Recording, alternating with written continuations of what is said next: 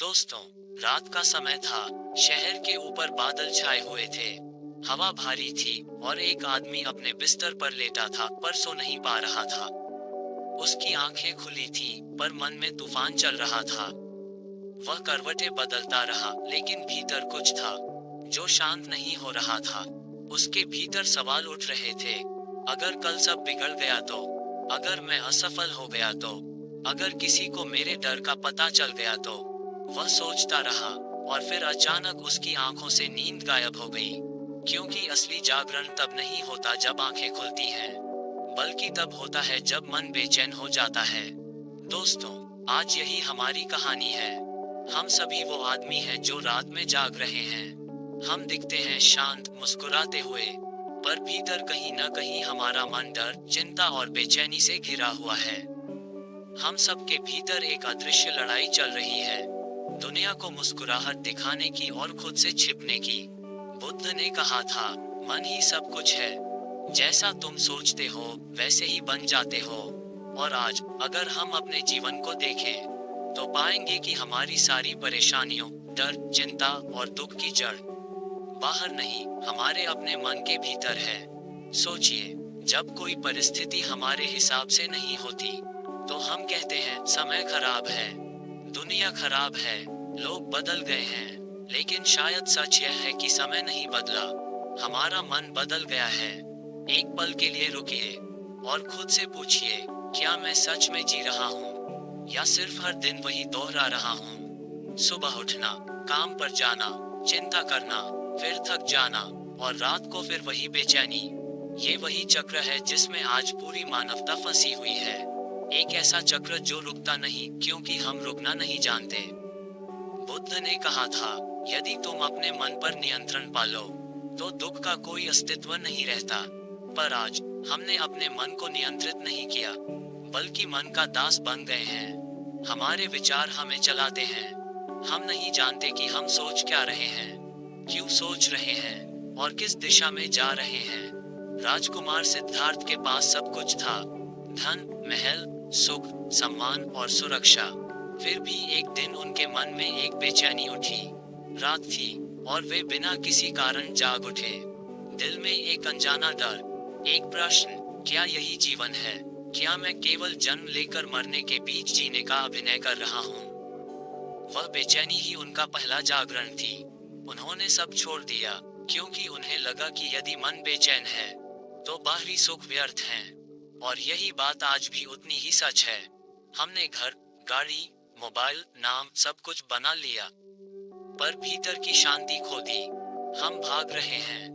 हर बार जब चिंता आती है, हम मोबाइल खोलते हैं। जब डर लगता है, हम किसी से बात करते हैं। जब बेचैनी होती है, हम खुद को काम में डुबो देते हैं। हम भागते हैं, पर जितना भागते हैं, उतना ही मन हमें खींचता चला जाता है। बुद्ध ने कहा था, जिससे तुम भागते हो, वही तुम्हारा पीछा करता है। इसलिए अगर तुम चिंता से भागोगे, वह तुम्हारे पीछे दौड़ेगी। अगर तुम डर से भागोगे, वह तुम्हारे भीतर और गहराई से बस जाएगा। तो सवाल यह नहीं कि दुनिया हमें दुख दे रही है या नहीं। सवाल यह है कि क्या हमने अपने मन को समझा है। दोस्तों, दुनिया का सबसे बड़ा युद्ध न बाहर होता है, न सीमाओं पर, बल्कि भीतर होता है, अपने ही मन के साथ। बुद्ध ने युद्ध नहीं लड़ा, उन्होंने बस अपने मन को देखा, शांत होकर, सजग होकर, और उसी देखना ही उन्हें मुक्त कर गया। हम सोचते हैं कि शांति किसी पहाड़ पर मिलेगी, किसी मंदिर में मिलेगी, या किसी रिश्ते में मिलेगी। पर सच्चाई यह है कि शांति न कहीं बाहर है, न कहीं दूर, वह बस अभी, इसी क्षण तुम्हारे भीतर है। पर उसे महसूस करने के लिए पहले हमें रुकना होगा, क्योंकि जो भागता है, वह खुद को नहीं देख पाता। एक बार बुद्ध से एक शिष्य ने पूछा, भगवान, आप हर समय इतने शांत कैसे रहते हैं? बुद्ध मुस्कुराए और बोले, क्योंकि मैं खुद से भागता नहीं, मैं खुद को देखता हूँ। अब सोचिए, अगर हम हर बार जब चिंता आए, एक क्षण रुकें, गहरी सांस लें, और अपने मन को देखें, तो शायद हम समझ पाएं कि यह चिंता केवल एक विचार है, वास्तविकता नहीं। और जिस दिन हम ये देख लेते हैं, उस दिन चिंता की शक्ति खत्म हो जाती है। यही बुद्ध की दृष्टि से जीवन की शुरुआत है मन को समझना, ना कि उससे लड़ना, चिंता को स्वीकारना, ना कि उससे भागना, हर क्षण को देखना, ना कि उसका मूल्यांकन करना। दोस्तों, जीवन की सबसे बड़ी भूल यह है कि हम सोचते हैं हम जागे हुए हैं, लेकिन सच तो यह है कि हम सिर्फ चल रहे हैं। नींद में हमारे हर निर्णय, हर प्रतिक्रिया, हर क्रोध, हर डर सब स्वचालित हैं। हम सोचते नहीं, बस प्रतिक्रिया करते हैं। जैसे किसी ने भीतर बटन दबाया हो और हम उसी दिशा में भागने लगते हैं। बुद्ध ने कहा था, जो व्यक्ति जागा हुआ है वही जीवित है, बाकी लोग सिर्फ स्वप्न में जीते हैं। और ये जागरण कोई रहस्यमय या चमत्कारी घटना नहीं है। ये बस एक क्षण है जब तुम ठहर जाते हो और अपने भीतर देखना शुरू करते हो। एक बार बुद्ध एक गांव में प्रवचन दे रहे थे। लोग पूछने लगे, भगवान, आप तो संसार छोड़ चुके हैं, हम परिवार वाले हैं, हम व्यापार करते हैं, हम कैसे आपके रास्ते पर चलें? बुद्ध मुस्कुराए और बोले, तुम्हें संसार छोड़ने की जरूरत नहीं है, बस अज्ञान छोड़ो। उन्होंने कहा, संसार को नहीं, उस पकड़ को छोड़ो जिससे तुम संसार से बंधे हुए हो। दोस्तों, आज हम सब किसी न किसी चीज से बंधे हैं। किसी को नाम का डर है, किसी को असफलता का, किसी को खोने का, किसी को लोगों की राय का। हमारे जीवन की हर दिशा को ये डर चलाते हैं और हम सोचते हैं हम निर्णय ले रहे हैं, लेकिन वास्तव में हमारा निर्णय डर ले रहा होता है। जब बुद्ध ने भय को देखा तो उन्होंने पाया, भय वास्तव में अस्तित्व में ही नहीं है। वह केवल एक कल्पना है जो भविष्य में पैदा होती है। जिसका भविष्य से कोई लेना नहीं, वह भय से भी मुक्त है। उन्होंने कहा, जो वर्तमान में स्थिर है वह अमर है।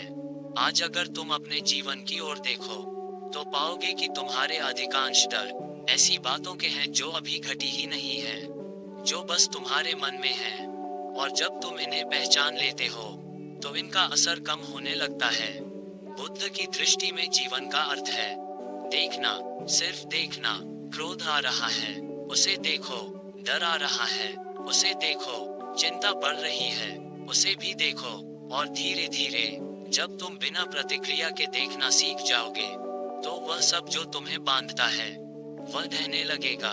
एक दिन आनंद ने बुद्ध से पूछा, भगवान, आप तो हमेशा मुस्कुराते रहते हैं, क्या आपको कभी दुख नहीं होता? बुद्ध ने कहा, दुख आता है, पर मैं उसे आने देता हूँ और जाने देता हूँ। मैं उसे रोकता नहीं, पकड़ता नहीं। यही रहस्य है। जीवन को पकड़ो मत, उसे बहने दो। हम दुख को इसलिए बढ़ा लेते हैं क्योंकि हम उसे जाने नहीं देते। हम उसे दोहराते रहते हैं। हम अपने मन में बीते हुए दृश्य को सैकड़ों बार देखते हैं और हर बार वैसा ही दर्द महसूस करते हैं।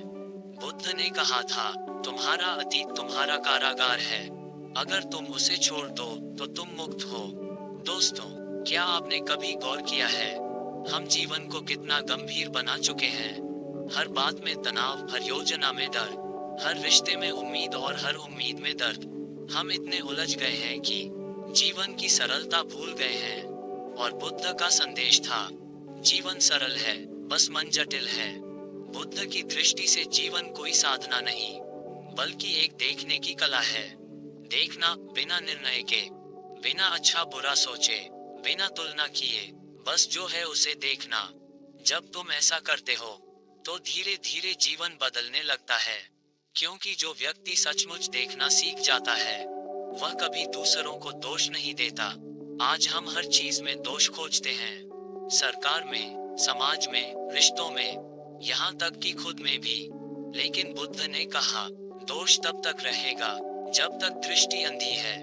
जब दृष्टि स्पष्ट हो जाती है तो दोष मिट जाता है, क्योंकि देखने वाला समझ जाता है सब कुछ जैसा है वैसा ही पूर्ण है।